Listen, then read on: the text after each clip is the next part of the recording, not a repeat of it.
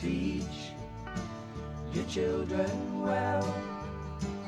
Their father's help did slowly go by, and feed them on your dreams. Well over a third of our kids were failing with level 1s and 2s. They use the word fail and they don't use the word fail. Level 1 and 2 means the kids didn't meet the assessment, the level that was expected on the college and career readiness pathway. That's a level 1 or 2. Well over a third in our school districts. 70%, over 70% failing in the state.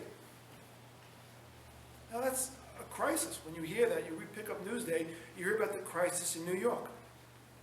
It's a manufactured crisis. It's a scam. Over one third of the kids in our school district, it's incorrect, it's a scam to say that those kids are not on the pathway to college and career readiness. In our school districts, as represented in this room, 99% of the kids graduate from high school and go almost all of them, or certainly going to a 2 or 4 year college. Most of them to a 4 year college, the vast majority to a 4 year college, to the top schools in the country. And if the highest achieving school districts have over 1/3 of the kids failing, something's wrong. Either something's wrong with the test, or something's wrong with the untoward curving of that test. And I would argue both.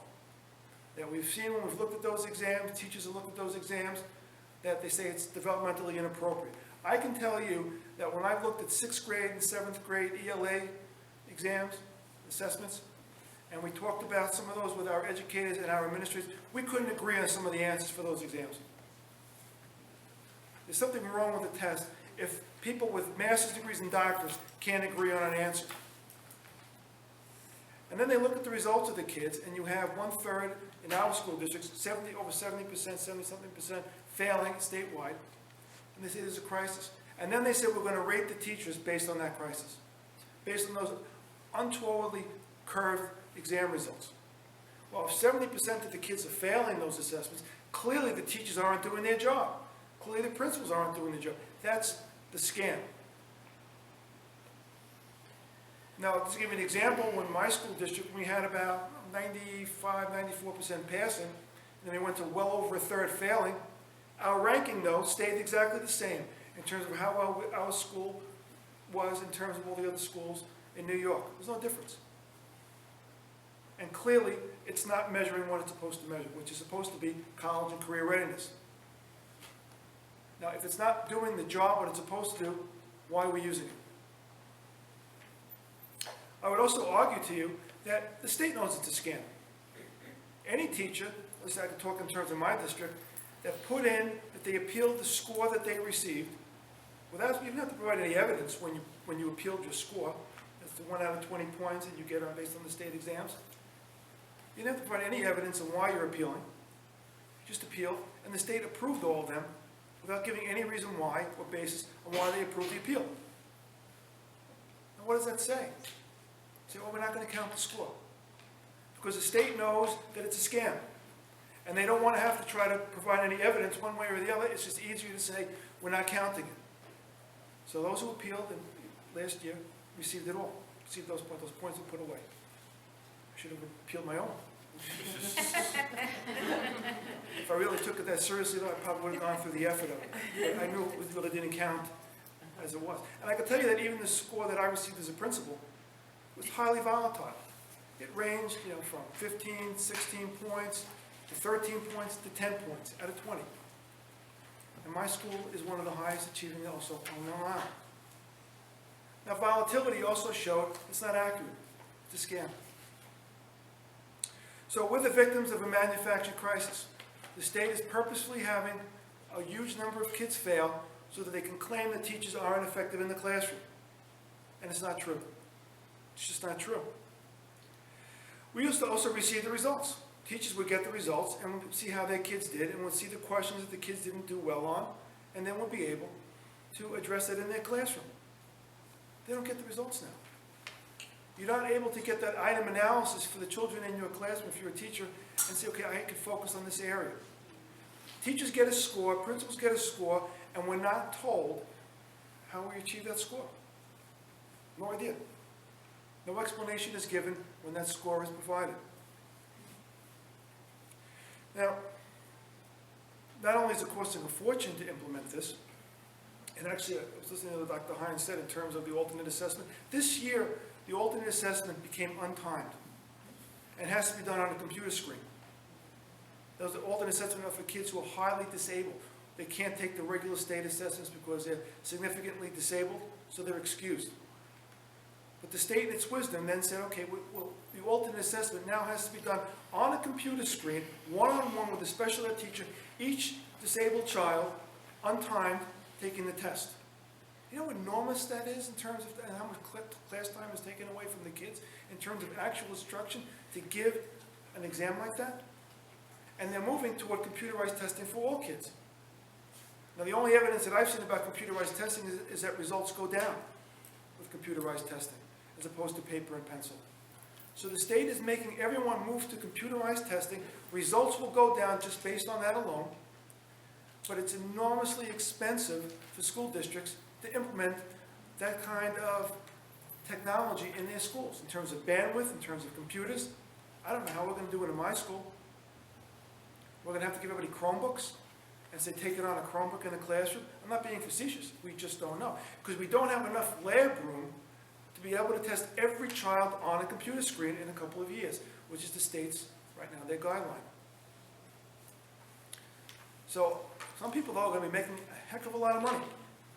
Okay, with that bandwidth, also computers, with that software, just as a huge numbers of companies made great, actually, a small number of companies made a huge amount of money with new textbooks, new workbooks, as that curriculum was rewritten. Now, as Dr. Hines pointed out, we had about well over 240,000 kids who opted out last year. I would point out, though, that until that opt-out movement, and I'm not saying whether kids should or shouldn't opt out, but no, there was no discussion from the political establishment, from the governor, from our state senators, until that movement took hold. None at all. I could tell you that our association met with representatives of the state senate a couple of years ago and said, listen, APPR, the way that they're trying to evaluate teachers doesn't make sense. It's not going to work. The implementation that they put on for Common Core is a mistake. It's not going to work. And frankly, they didn't care what the principals had to say. Go, no, we want high standards. This is great. No, we're moving forward. Parents love it.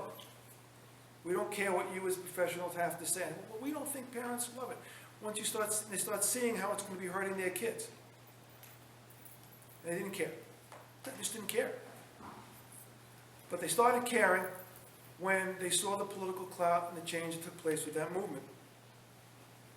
Now let me just quickly tell you what the actual changes are, because they keep saying about how they've made these fantastic changes on the exam.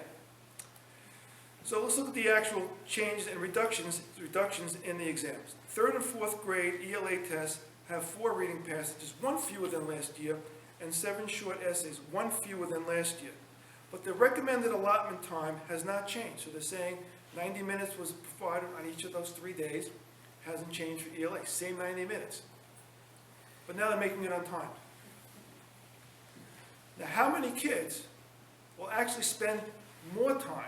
Because if they finish it, they're not finished at the 90 minutes, now they can continue working on that exam. We had kids who didn't finish the test. What gave us that were frustrated, but they said, okay, I don't have enough time. Now those kids can continue for the entire day. So we're going to have some kids, probably some of our high-need special ed kids, as well as some kids who are very high-achieving kids who want to keep working on it and checking their work. And as long as the kids are actively involved in working on that test, you can't take the test from that child. So we don't know how many it will be, but I can assure you, there will be kids who will probably work for a significant portion of that day, perhaps the whole day, where before we were able to end the test after the 90 minutes for the allotment. Special ed kids would have to say time and a half or even double time. Now, all kids, though, are untimed. I think in many ways we're going to have kids taking tests for a longer period of time than they did before. And I would also argue that you really need a test that's 90 minutes a day for 3 days. That takes more time than an LSAT, than a GRE. So you can measure how well somebody can go into law school or someone go into grad school in less time than it takes to measure a 3rd grader or a 6th grader's exam? No, doesn't make sense. Give you other examples in ELA. Book 1 went from six passages to 5 passages in grades 5 through 8. 42 multiple choice to 35. Book 2, that's the second day, no change in the number of passages, no change in number of multiple choice, and there was just a small change in the constructed response, went from 3 to 2. And the 4-point constructed response questions remained exactly the same. Again, all 3 exams for grades 5 through 8 are still scheduled for 90 minutes each day, but again, on time, unlimited. In math assessment 6 through 8, no change in time for books 1, 2, or 3. Book 1 and 2 are 80 minutes each, and book 3 is 90 minutes. Book 1 changed from 28 multiple choice to 26 multiple choice. Wow, that's a huge change, it seems to me. Book 2 changed from 27 to 25 multiple choice. That's the whole change. And book 3, 10 constructed responses, was unchanged. Doesn't seem to me a very significant reduction that the state keeps saying, well, parents should be happy with that, and kids should start taking the exams. So in my opinion, looking at that, I still would say that the New York State assessments continue to still be age inappropriate, improperly curved, and they're being aligned with Common Core standards that are supposedly being phased out. So we continue to over-test our kids with invalid and unrealized state assessments, and then because of that inappropriate, untoward testing results that curve, we're now also saying that teachers are ineffective. Now they say that the scores don't count for teachers. Nonsense. The scores for teachers are still going to be used for historical purposes at the end of the 3-year period of time. They still are not telling us what the value-added measures are for those teacher scores. Now, I agree with Dr. Hines completely. A full education requires, is a well-rounded child. It's not only ELA and math, but social studies, science, art, music, physical education. You can go on. All the subjects count. And when you have this untoward identification of such a significant number of kids not passing the assessment with level 1s and 2s, it drives out attention to those other subjects. Now, the state does realize, though, I have to tell you, that their scores are, as I said, are inappropriate.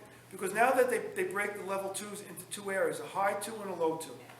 They don't tell that to the parents, but they tell that to the schools.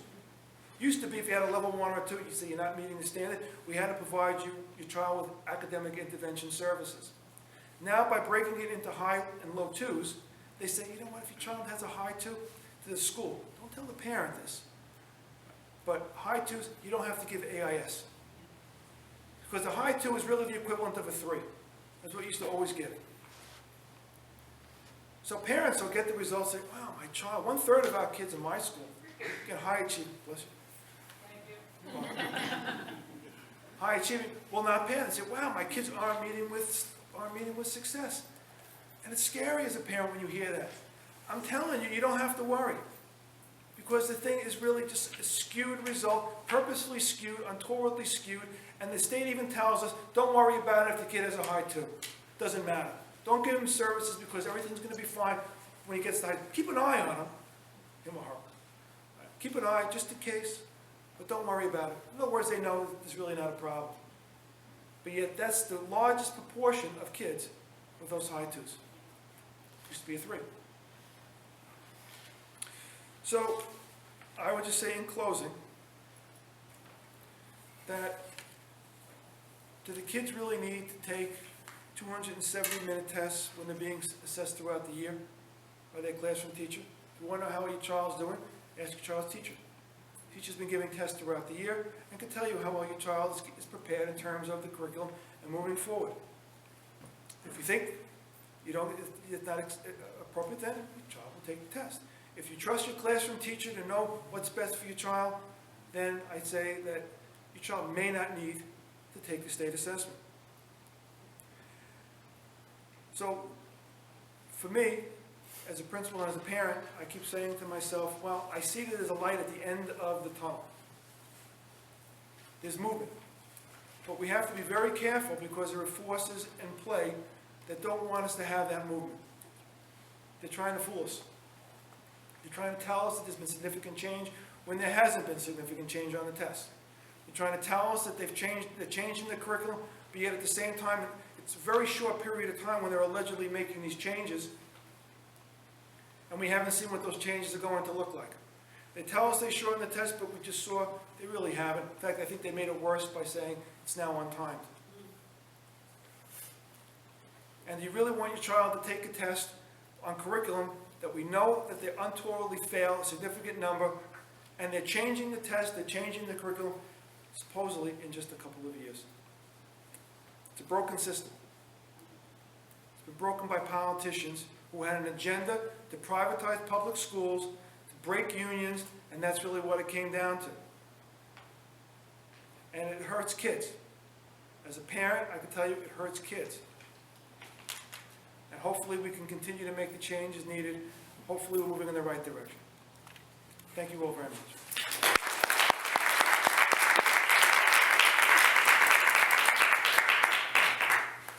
Don't you ever ask them why. If they told you, you would cry. So just look at them and sigh.